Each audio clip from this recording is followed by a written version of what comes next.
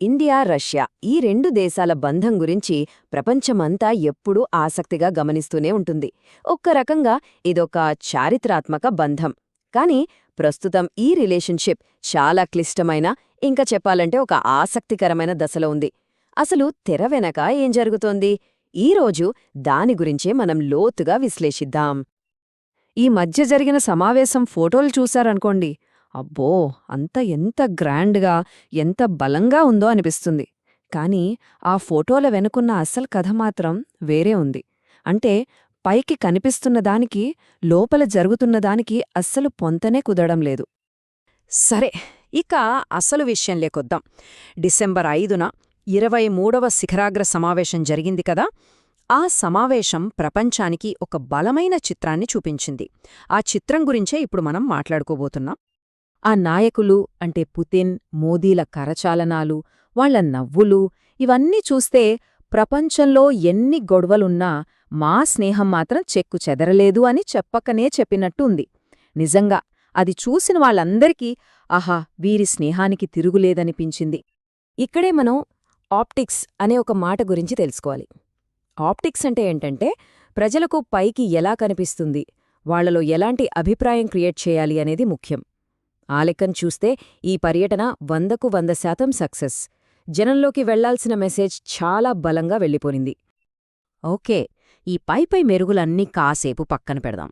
అసలు ఆ మీటింగ్ లోపలేం జరిగింది, వాస్తవ ఫలితాలేంటి, కాస్త లోతుగా చూద్దాం రండి. ఇక్కడే అసలు విషయం.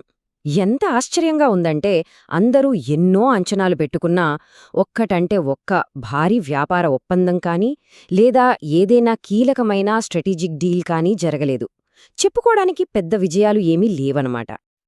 మరి ఏం జరిగాయి అని అడిగితే ఇక్కడ చూడండి, జరిగినవన్నీ చిన్న చిన్న ఒప్పందాలే.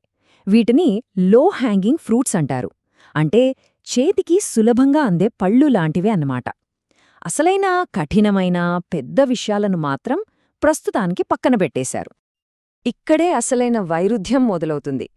ఈ బంధం ఒకేసారి ముందుకు వెళ్తున్నట్టు, అదే సమయంలో ఎక్కడో వెనక్కి వెళ్తున్నట్టుగా కనిపిస్తోంది. చాలా విచిత్రంగా ఉంది కదూ?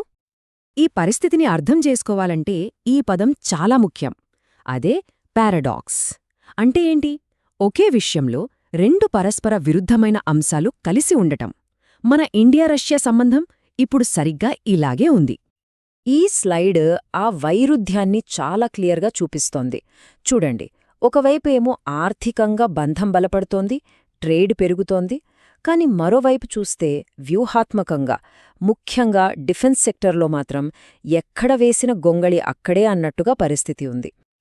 అయితే ఆర్థికంగా ఈ బంధం ఎందుకు బలపడుతోంది? రష్యా వైఖరిలో ఈ మార్పుకు అస్సలు కారణమేమై ఉంటుంది? ఆలోచించాల్సిన విషయమే. దీనికి ఒకే ఒక్క చాలా స్పష్టమైన సమాధానముంది. అదే ఉక్రెయిన్ యుద్ధం. ఈ ఒక్క యుద్ధం రష్యా ఆర్థిక వ్యవస్థను, దాని ప్రాధాన్యతలను, ఇంకా చెప్పాలంటే ప్రపంచాన్ని చూసే దాని దృష్టిని మొత్తం మార్చేసింది. ఎందుకంటే యుద్ధం వల్ల పశ్చిమ దేశాలన్నీ కలిసి రష్యాపై కఠినమైన ఆంక్షలు విధించాయి. దాని దెబ్బకు వాళ్ల బిజినెస్లు, బ్యాంకులు తీవ్రమైన ఇబ్బందుల్లో పడిపోయాయి.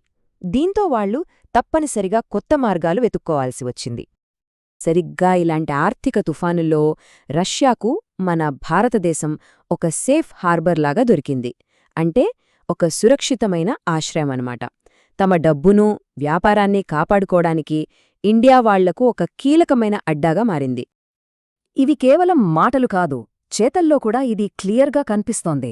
5 రష్యన్ బ్యాంకులు ఇండియాలో పనిచేయడం, మన ఆర్బీఐ మాస్కోలో బ్రాంచ్ పెరవబోవడం, రూపాయి రూబల్ వాడకం పెరగడం, ఇవన్నీ బలపడుతున్న ఆర్థిక బంధానికి గట్టి సంకేతాలు.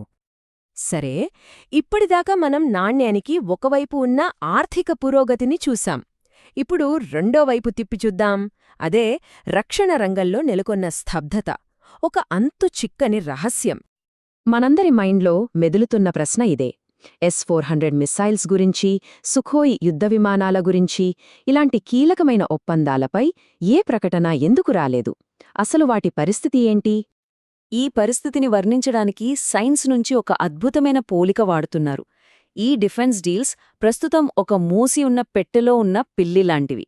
ఆ పెట్టె తెరిచేదాకా లోపల పిల్లి బతుకుందో చచ్చిందో చెప్పలేం కదా. ఇది అంతే. ఆ ఒప్పందాలున్నాయో లేవో ఎవ్వరికీ తెలీదు. కాబట్టి అసలు నిజమేంటనేది ఒక పెద్ద సస్పెన్స్. బహుశా ఉక్రెయిన్ యుద్ధం ముగిసిన తర్వాతగాని ఈ పెట్టె తెరుచుకోదేమో. అప్పటిదాకా మనం వేచి చూడాల్సిందే.